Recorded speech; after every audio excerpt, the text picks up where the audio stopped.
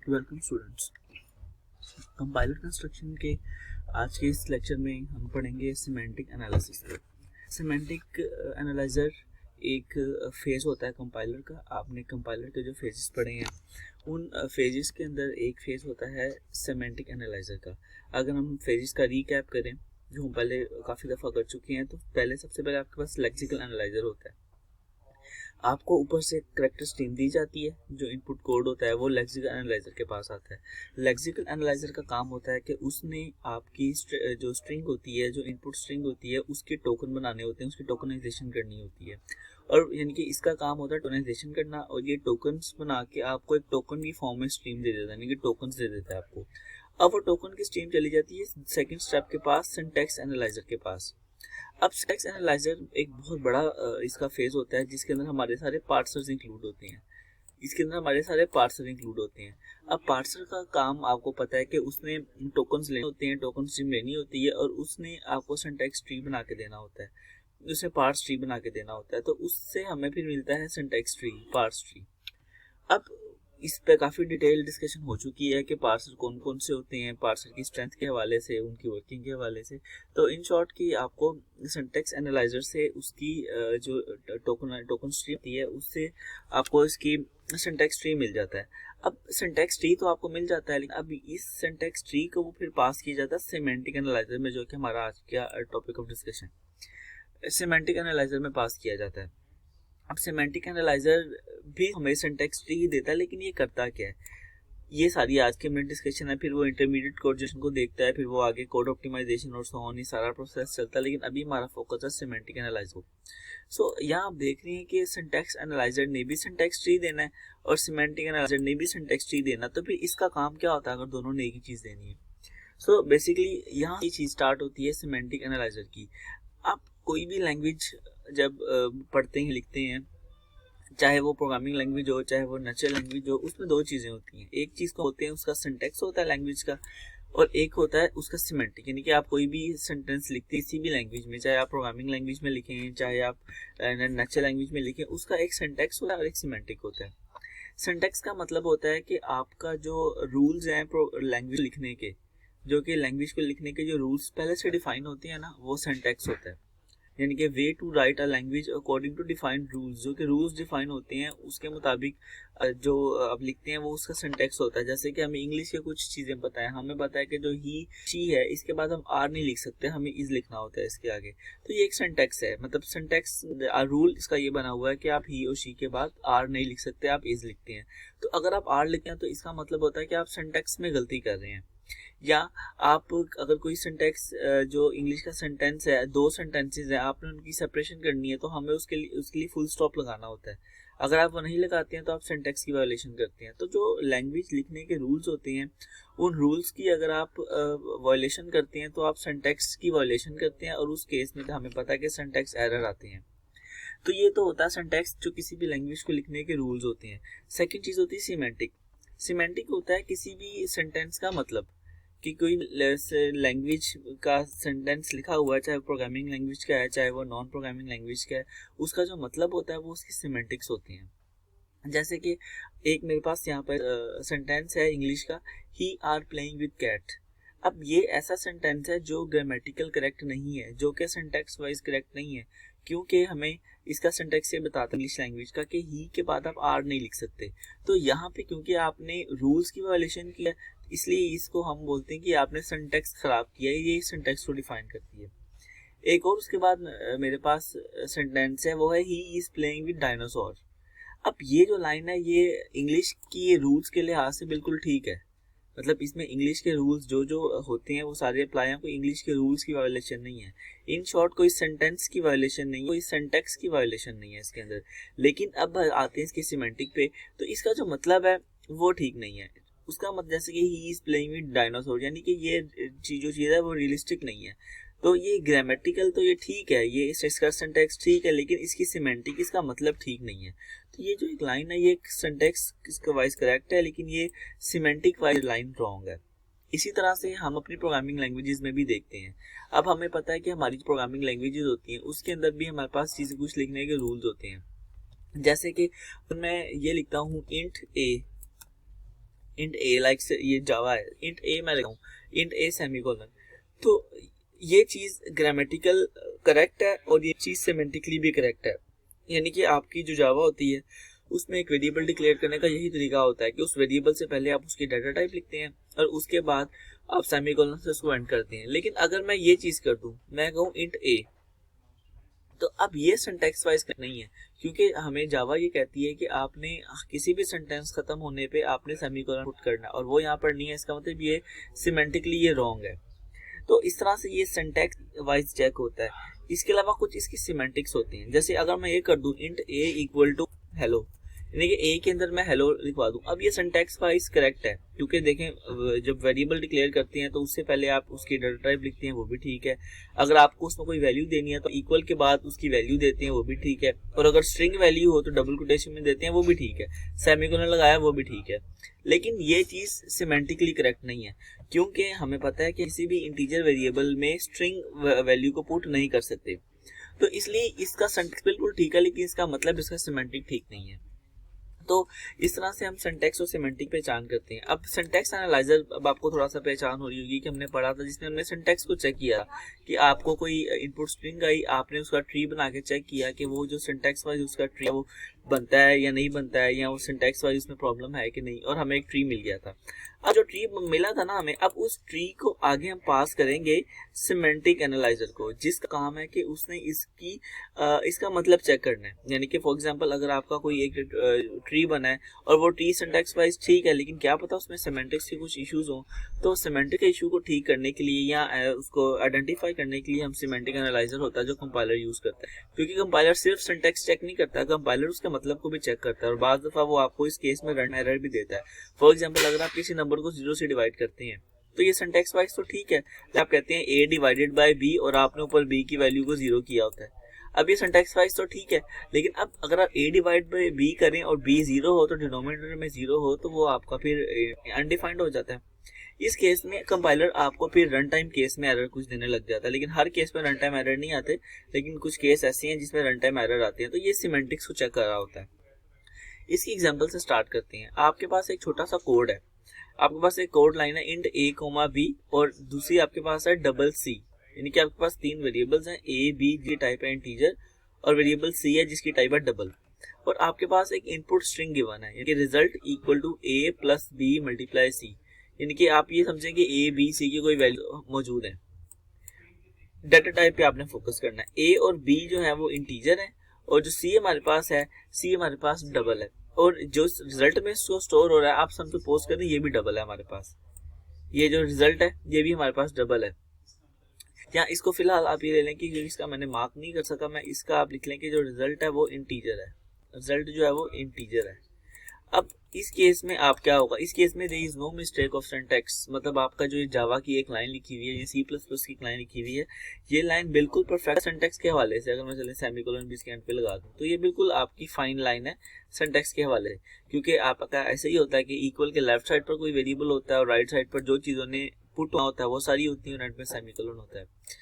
अब ये input string है जो कि हमें, जिसका हमने पार्स ट्री बनाना है, तो इसका हम पार्स ट्री बनाते हैं। इसको हमने पार्सर को दिया, फॉर एग्जांपल हमने किसी भी पार्सर को दिया, तो पार्सर को देने के बाद उसका बनाना है ट्री। अब देखें ये ट्री बनाया, अब ये तो आपके लिए काफी इजी चीज हो जानी चाहिए कि ट्री कैसे बने, चाहे वो बॉटम अप से हो चाहे वो टॉप डाउन से हो, ये ट्री बनाया। जैसे अगर मैं इसको फॉर एग्जांपल बॉटम अप से इसको स्टार्ट करूं तो हम इसके अंदर प्रेसिडेंस आपका देखी जाती है और प्रेसिडेंस में मल्टीप्लाई सबसे पहले आता है, तो मैंने लिखा मल्टीप्लाई बी सी, इसका मतलब है बी मल्टीप्लाई सी, पहले इसको सॉल्व किया।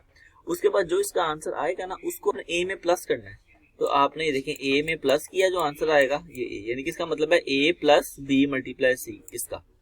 उसके बाद इसका जो भी आंसर आएगा आपको इसको रिजल्ट में रिजल्ट को असाइन करना है, तो आप लिखेंगे इक्वल रिजल्ट, यानी कि जो भी इसका रिजल्ट है, जो भी इसका आंसर है वो रिजल्ट में चला जाए। तो इस तरह से आपने इसका एक पार्स ट्री क्रिएट कर लिया है जो कि आपके किसी पार्सर ने क्रिएट किया होगा। अब आपके लिए पार्स ट्री बिल्कुल ठीक है, आपके लिए इनपुट स्ट्रिंग भी बिल्कुल ठीक है, बट आपको ये नहीं पता कि इसके अंदर क्या पता कोई सिमेंटिक्स के इश्यूज हैं या नहीं। इस काम के लिए आप इसको फिर आगे पास कर देते हैं सिमेंटिक एनालाइजर को, जो इसका मतलब चेक करता है कि क्या ये प्रोग्राम के लिहाज से पॉसिबल भी है। अब उसके लिए भी आपका, और उसके बाद क्या होता है कि it will be passed now semantic analyser to check whether it is semantically correct और not, and to generate semantically confirm parse tree, और इसके बाद भी एक पार्स ट्री बनता है, लेकिन द डिफरेंस इज कि वो जो पार्स ट्री होता है वो सिमेंटिकली कन्फर्म पार्स ट्री होता है। अब मैं थोड़ा सा अगर आपको बैकवर्ड लेके जाऊं एक डायग्राम पे, तो मैंने आपको ये कहा था कि देखिए ये सिंटैक्स एनालाइजर ने भी सिंटैक्स ट्री देना है और सिमेंटिक एनालाइजर ने भी सिंटैक्स ट्री देना है, लेकिन फिर डिफरेंस क्या होता है? डिफरेंस ये होता है कि जो सिंटैक्स एनालाइजर यानी कि पार्सर आपको सिंटैक्स ट्री देता है ना, वो सिंटैक्स वाइज तो बिल्कुल ठीक होता है, लेकिन उसके अंदर सिमेंटिक की ठीक होने की कंफर्मेशन नहीं होती। वो काम फिर हमारा सिमेंटिक एनालाइजर करता है, यानी कि वो उसी पार्स ट्री को चेक करता है कि यार इसके अंदर कोई मसला तो नहीं है सिमेंटिक वाइज, तो उस मसले को ठीक करके वो उसी ट्री के अंदर चीजें चेंज करके आप मतलब वो ट्री अपडेट करके आपको आगे दे देता है। तो बेसिकली ये सिंटैक्स एनालाइजर से आया हुआ ट्री ही अपडेट होकर आगे आ जाता है अगर जरूरत हो तो। अगर तो ठीक है उसमें सिमेंटिक का इशू नहीं है तो वो as it is semantic analyser pass कर देता है, लेकिन अगर कोई इशू हो तो वो उसके अंदर अपडेट करके फिर आगे पास करता है। ये भी हम एग्जाम्पल में भी इस चीज को देखते हैं। जैसे कि जो आगे ट्री बनता है वो आपको पता चल गया कि सिमेंटिकली कंफर्म पार्स ट्री होता है। अच्छा, अब यहाँ पर देखें, अब यहाँ पर हो क्या रहा है इस ट्री के अंदर, या अगर इस इनपुट स्ट्रिंग के अंदर ही मैं देखूँ, ये जो इनपुट स्ट्रिंग मैंने ली हुई थी, अब इस इनपुट स्ट्रिंग के अंदर ए और बी जो है वो इंटीजर है, रिजल्ट भी मेरे पास इंटीजर है, और जो सी है वो मेरे पास डबल है। अब इसका होगा क्या?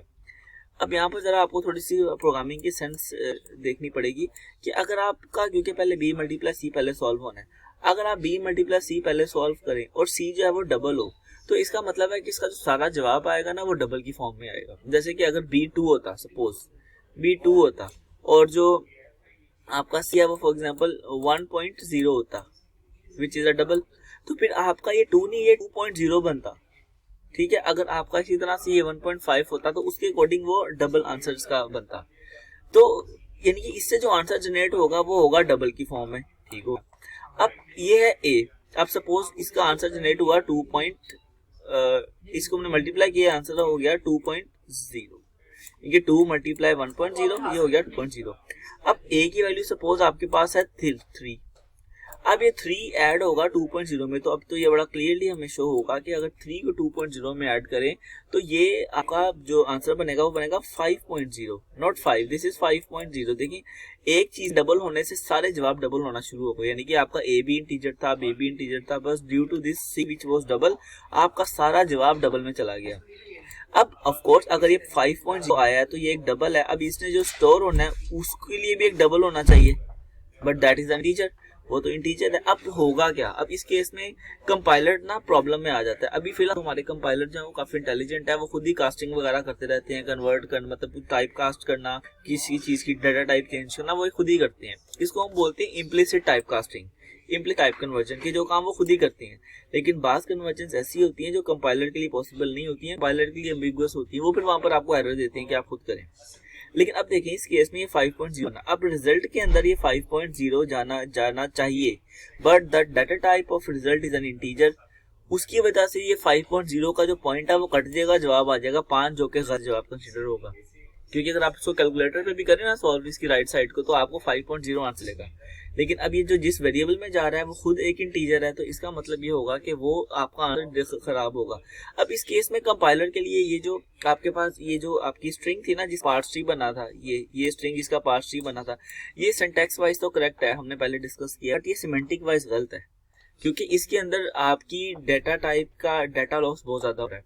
अब उसको ओवरकम करने के लिए कंपाइलर खुद से कुछ काम करता है। अब ये वो काम है जो सिमेंटिक एनालाइजर कर रहा है, क्योंकि वो उसने उसी पार्स ट्री को पकड़ा, यानी कि इसी पार्स ट्री को पकड़ा और उस पार्स ट्री के अंदर ही उसने कुछ चेंजेस करनी है ताकि आपकी सिमेंटिक ठीक हो। ये तो कंफर्म उसने कर दिया कि सिमेंटिक गलत है इसकी, लेकिन सिमेंटिक ठीक भी तो उसी ने ही करनी है। अब उसको ये क्या करेगा? अब देखें उसके अंदर ये करेगा कि सबसे पहले आपकी चीजों को डबल में कन्वर्ट करेगा जिन जिन को जरूरत है। जैसे कि हमारे पास यहाँ पर ए और बी रिजल्ट, ये तीनों के तीनों जो थे ना, ये तीनों के तीनों आपके पास इंटीजर थे जो कि डबल में होने चाहिए थे। तो इसने इस डायरेक्ट मल्टीप्लायर से बी का लिंक बनाने से पहले उसको डबल में कन्वर्ट किया, फिर बी बनाया, मतलब बी को डबल में कन्वर्ट किया। अगर आप ऊपर की तरफ चलें, बी को डबल में कन्वर्ट किया और फिर उसको मल्टीप्लाई करवाया। इसी तरह से ए को डबल में कन्वर्ट किया, फिर उसको प्लस करवाया, और जब सारा आंसर आ गया उसको स्टोर करने के लिए भी डबल चाहिए था, तो इस रिजल्ट को भी डबल में कन्वर्ट किया, फिर उसके को असाइन किया। और इसके अंदर आप एक चीज देखिए कि जो सी है ना, इसकी क्योंकि पहले ये डबल में था इसलिए उसको इसने मजीद कन्वर्जन नहीं की। तो जहां जहां पे कन्वर्जन ये होती है वो उसको करता है, और ये इम्प्लिसिट टाइप कन्वर्जन होती है। इसके बाद हम चलते हैं एग्जाम्पल 2 पे, और एग्जाम्पल 2 है एक्सप्लिसिट टाइप कास्टिंग के हवाले से। एक्सप्लिसिट टाइप कास्टिंग होती है कि जिसके अंदर कंपाइलर खुद से टाइप कास्टिंग नहीं करता, बल्कि वो आपको टाइप कास्टिंग करने के लिए कहता है और एरर प्रोड्यूस करता है। जैसे कि अब हमने पहले देखा था इम्प्लिसिट का मतलब भी होता है वो चीज़ जो खुद से हो जाती है। अब इसके अंदर आपने कहा था कि वो इंटीजर टू डबल कन्वर्जन तो कर देता है, हाँ डाटा वो लॉस कर देता है कि जैसे अगर 5.0 आना है तो उसको 5 कर देगा, या 5 आना तो 5.0 कर देगा, तो वो डाटा लॉस का कर देता है और लेकिन कन्वर्ट खुद ही कर देता है क्योंकि उसके लिए पॉसिबल होती हैं चीज़ें। लेकिन कुछ ऐसी होती हैं जो कंपाइलर खुद से नहीं करता, और वो होनी तो होती है, वो टाइप कास्टिंग तो नहीं होती, लेकिन वो टाइप कास्टिंग आपको करने के लिए कहता है और वो एक एक्सप्लिसिट टाइप कास्टिंग होती है।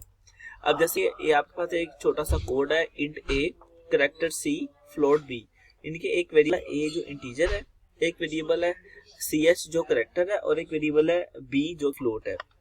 और आपके पास एक इक्वेशन है, आपके पास एक स्टेटमेंट है A equal to C H plus B, यानी कि आप कर ये रहे हैं कि आप करेक्टर को ऐड कर रहे हैं फ्लोट के अंदर, यानी कि आप किसी भी करेक्टर को ऐड कर रहे हैं फ्लोट के अंदर और उसको फिर आप स्टोर कर रहे हैं कि इंटीजर के अंदर, जो कि कंपाइलर खुद से नहीं कर सकता, क्योंकि करेक्टर को आप कभी भी किसी भी फ्लोट में ऐड नहीं कर सकते। जैसे कि अगर यहाँ पे लिखा हुआ है फॉर एग्जाम्पल एक्स, आप इस एक्स को कभी भी आप इस 2 में ऐड नहीं कर सकते, ठीक है। तो इस x को आप 2 में ऐड नहीं कर सकते, इस वजह से कंपाइलर यहाँ पर इम्प्लिसिट टाइपकास्टिंग नहीं करेगा, वो एक्सप्लिसिट टाइपकास्टिंग के लिए आपको कहेगा, और आप फिर खुद से टाइपकास्टिंग इस तरह से करेंगे कि आप इस b को भी इंटीजर में कन्वर्ट करेंगे, अगर आप इस ch को भी इंटीजर में कन्वर्ट करेंगे, और अब ये दो इंटीजर में कन्वर्ट हो जाएंगे तो इंटीजर जमा होकर एक इंटीजर में स्टोर हो जाएगा।